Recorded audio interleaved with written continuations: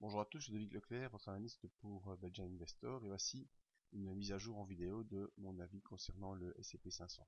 Alors, lors de la dernière vidéo qui date d'il y a 15 jours, le 17 septembre, j'ai pas pu faire de mise à jour depuis parce que j'ai eu des petits soucis de santé et d'autres. Le scénario était envisagé, était un retour sur les 3440 avant un rebond qui devrait poursuivre la tendance haussière.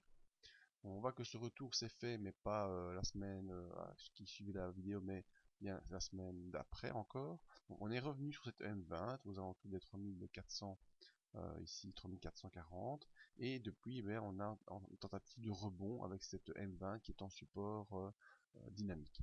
On est toujours dans ce grand trend haussier, sans souci.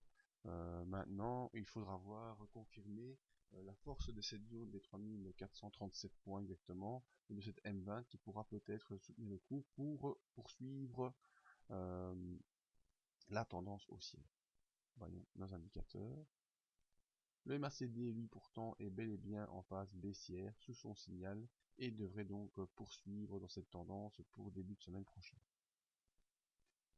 Maintenant, si vous observez, on peut essayer de tracer un canal de support et on voit que le MACD est proche de sa zone de support. Rebond possible pour milieu de semaine à mon sens. Ici on a le RSI qui est sorti de sa zone d'accélération haussière et qui se retrouve dans la zone neutre avec possibilité d'inversion dans tous les sens, d'accélération dans tous les sens. C'est la zone neutre entre 60 et 40, tout est possible. On reste toutefois bien au-dessus des 50, donc plutôt une tendance haussière à confirmer pour la semaine prochaine. Notre stochastique qui nous montre les impulsions, eh bien lui est bel et bien baissier sous son signal, et signal qui est aussi baissier avec une grosse accélération. On est proche de la zone de la survente qui devrait être rejointe pour lundi soir, voire mardi. Et l'OBV, ça c'est très important, l'OBV, alors je sais plus si je vous en avais parlé dans la dernière vidéo, pardon.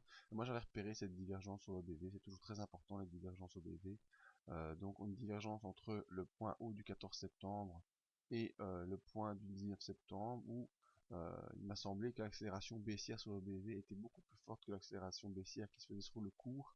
Donc c'est pas vraiment une divergence, mais c'était un signal d'un manque de prise de position sur le S&P 500 qui pouvait entraîner une accélération baissière, accélération qui est donc venue à la fin de la semaine dernière, au milieu de la semaine dernière, pardon. Actuellement, le BV est toujours aussi en tendance baissière et même s'accélère fortement. Donc le rebond qu'il y a eu en fin de semaine, c'est-à-dire jeudi, est plus un rebond technique que vraiment une reprise de position et des rachats de position. Donc il faut se méfier de cette configuration actuelle en voyant les indicateurs qui sont tous, vous voyez, en tendance d'accélération baissière, tandis que le cours lui tente un rebond technique sur la M20.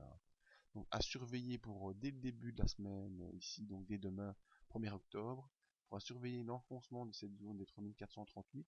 Si elle est enfoncée, on ira rapidement rejoindre la zone des 1420 et le bas du canal, le baissier, avec une potentielle accélération jusqu'à la M50, qui actuellement est à 1412, mais pour mardi, mercredi, elle serait aux alentours des 1420.